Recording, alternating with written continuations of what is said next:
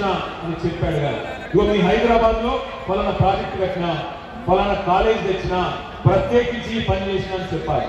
ఇవాళ ఒక్క పని చూపెడతా బీజేపీ పని ఒక్కటంటే ఒక్కట్లేదు.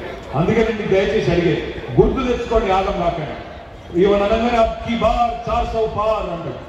అబ్ కీ బార్ 400 పార్ ఏందో ఎరికేనా? ఏంటంటే చెప్తాను మీకు.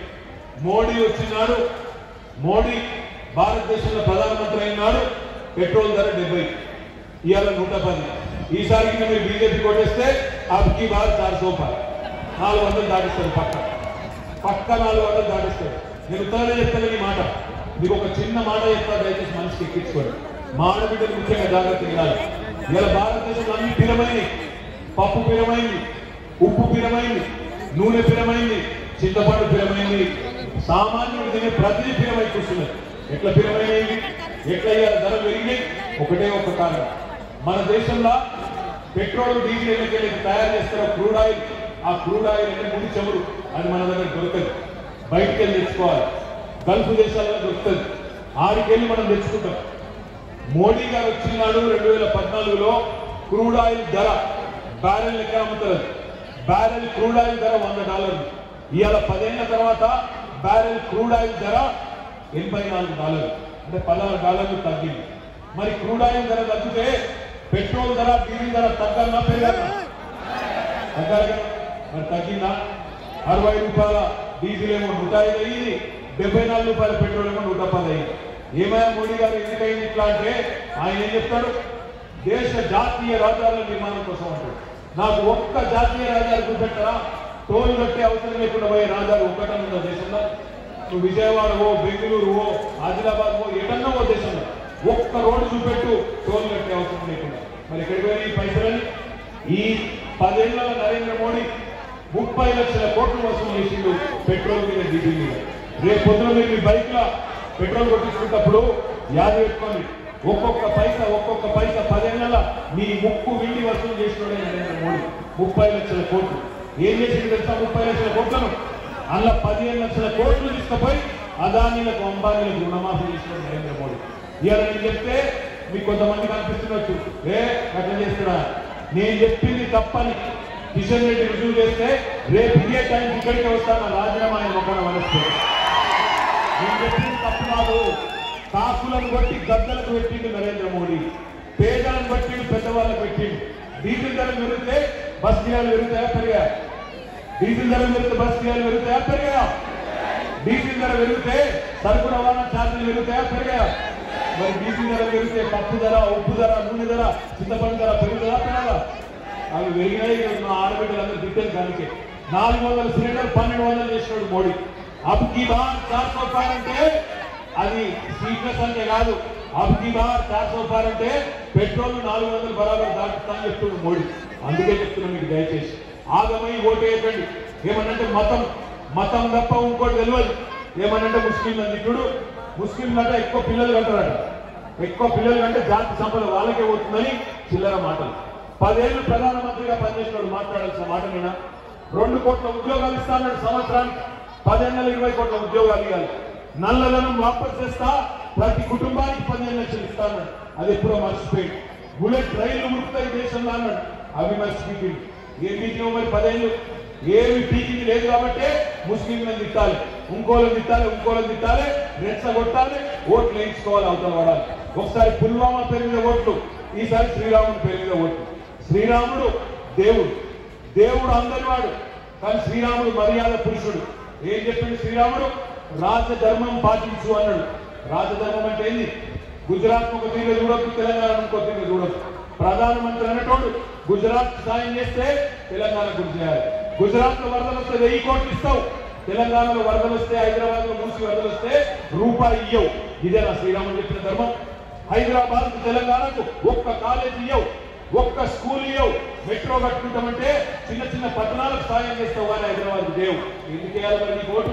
ఇక్కడ ITIR ఉంటే రద్దు చేసిండు మోడీ. ఇవాళ వచ్చి థియేటర్ మాట్లాడుతూ కాదు, ఒక్క ఫ్లైఓవర్ కట్ట చేత కాదు. మనం హైదరాబాద్ లో 10 ఏళ్లలో 36 ఫ్లైఓవర్లు కట్టాం. ఇక్కడనే నాయ నరసింహారెడ్డి గారి పేరు మీద బ్రహ్మాండంగా ఆర్టీసీ క్లాస్ మీద అద్భుతమైన ఫ్లైఓవర్ కట్టాం. 36 కట్టిన ఒకటి కాదు, 10 ఏళ్లలో 36 కట్టాం. 2 వల్ల కప్ప చెప్పినాం బీజేపీలు. ఒకటి ఉప్పల్ నుంచి వరంగల్ పోయే రోడ్ల ఒకటి అప్పచెప్పినాం, రెండోది అంబర్పేటలో అప్పచెప్పినాం. రెండు కూడా కట్టశాత కాలేదు వాళ్ళకి 10 ఏళ్ళలో. ఏ ముఖం పెట్టుకుని ఒకటి అడుగుతాడు కిషన్ రెడ్డి, నాకు గెలవ అడుగుతా. 2 ఫ్లైఓవర్లు కట్టరాదు, పైసా వేయరాదు, పైసా సహాయం లేవు వరదలు వస్తే, ఒక్క కాలేజ్ లేవు, ఒక్క రూపాయి కనీసం ఇక్కడ ఒక్క మనిషికి సాయం చేసినవి కాదు. ఏమన్నంటే ఒకటే ఒకటి, మతం పేరు మీద ఓట్లు అడగాలి, హిందూ ముస్లిం ఫీలింగ్ తేవాలి, 4 ఓట్లు వేసుకోవాలి, అవతల పడాలి. దండం పెట్టి చెప్తా ఉన్నాం, మీ అందరినీ కోరేది. సికింద్రాబాద్ లో ఇలా పద్మారావు గారి కంటే మంచి క్యాండిడేట్ ఎవరు లేరు. సికింద్రాబాద్ పార్లమెంట్ లో పద్మారావు గౌడ్ గారి కంటే మంచి క్యాండిడేట్ ఎవరు లేరు. ప్రజల మనిషి, మీరు అర్ధరాత్రి 2ంటికి 3ంటికి పోయినా మీకు అందుబాటులో ఉండే మనిషి. రేపటి రోజున మీకు కష్టం వచ్చినా ఏమొచ్చినా కేసీఆర్ గారి దగ్గర పోయి అడిగి చేయించగలిగే మనిషి. మీరు కేసీఆర్ గారు తిరిగి రాష్ట్ర రాజకీయాన్ని శాసించాలి అనుకుంటే 13 తారీఖు నాడు మా చిచ్చ పద్మారావు గౌడ్ గారి కోటేయండి. ఒకవేళ మీకు మనసు నిండా ప్రేమని, గమ్మత్ ఏంటంటే కొంతమంది మిత్రులు మాట్లాడతారు, అన్న మా కేసీఆర్ అంటే ఇష్టమేనే, కానీ పార్లమెంట్ కాడికి వచ్చే వరకు మీరు ఏం చేస్తారన్నా, మీకేముంటుందన్నా మాట్లాడతారు కొంతమంది. వాళ్ళకి నేను చెప్తున్నా ఒకటే మాట. 2001లో కేసీఆర్ పార్టీ పెట్టినప్పుడు ఆ రోజు కొంతమంది ఇదే మాట అన్నారు, దబ్బన కేసీఆర్ 17 పార్లమెంట్ సీట్లు గెలిచినా ఏం చేస్తారా మీరు, తెలంగాణ రావాలంటే 272 మంది ఒప్పారు కదా అన్నారు. ఆ రోజు మీరు 5 సీట్లు ఇచ్చారు కేసీఆర్. ఆ 5 సీట్లతోనే పార్లమెంట్ ఒప్పించి 35 పార్టీలను ఒప్పించి తెలంగాణ తెచ్చినోడు కేసీఆర్. రేపు మీరు 10-12 అప్పచెప్పండి, ఢిల్లీ మెడలు వంచకపోతే మమ్మల్ని పట్టుకోండి. అందుకే నేను అంటా ఉన్నా, మనోడు ఉండాలి. రేపు హైదరాబాద్ మీద ఒక కుట్ర కూడా జరగబోతుంది, ఇదొక్కటి జాగ్రత్తగా వినండి. జూన్ 2 తర్వాత హైదరాబాద్ కేంద్ర పాలిత ప్రాంతం చేయాలి అనే ఆలోచన కూడా బీజేపీకి ఉన్నది. దయచేసి గుర్తుపెట్టుకోండి. మేము ఇదివరకు చెప్తే కొంతమంది నమ్మలే, కాంగ్రెస్ వస్తే కరెంట్ ఉండదని చెప్పినాం, నమ్మలే, మోసపోయింది, ఇలా గోసపడతాం. ఇప్పుడు కూడా చెప్తున్నాం, బీజేపీ మళ్ళా వస్తే ఖచ్చితంగా కేంద్రంలో డ్యూటీ చేస్తుంది, మన హైదరాబాద్ యూనియన్ టెరిటరీ చేస్తారు, మొత్తానికే టోపీ పెడతారు. దయచేసి याद పెట్టుకోండి. आखिरी में मैं इतना ही कहना चाहता हूं हमारे भाइयों से बहनों से, जितने भी हमारे भाई बहन है मुशीराबाद में, आप तमाम भाइयों से एक गुजारिश है, आज नरेंद्र मोदी और भारतीय जनता पार्टी सरकार हमारी बहन, मेरी बहन कविता को ले जाके गिरफ्तार कर दिए, 50 दिन से जेल में डाल दिए। अगर कोई बेवकूफ ये बोलता है बीआरएस और बीजेपी एक है, तो आप उनको समझाइए। इससे बड़ा क्या सबूत चाहिए आपको कि अगर हम खुद की, हमारे फैमिली मेंबर मेरी बहन और केसीआर साहब की लड़की को अगर मोदी ले जाके जेल में रखता है, तो क्या वास्ता है हमारा उसके साथ, समझने की कोशिश करें। कोई बेवकूफ ये बोलता है कि बीआरएस और बीजेपी एक है, उनको याद दिलाइए 2014 में बीजेपी को तेलंगाना में रोकने वाला है केसीआर, 2018 में बीजेपी को तेलंगाना में हराने वाला केसीआर ही था, टीआरएस ही था। और 2023 में जो भी बड़े बड़े लीडर आए बीजेपी के, हर किसी को हराया टीआरएस ने। बंडी संजय को किसने हराया? बीआरएस ने। धर्मपुरी अरविंद को किसने हराया? सोयम बाबूराव को किसने हराया? ईटेला राजेंद्र को किसने हराया? रघुनंदन राव को किसने हराया? जितने भी बड़े बड़े लीडर हैं बीजेपी के, सबको हराया टीआरएस ने। मशीराबाद में लक्ष्मण को किसने हराया?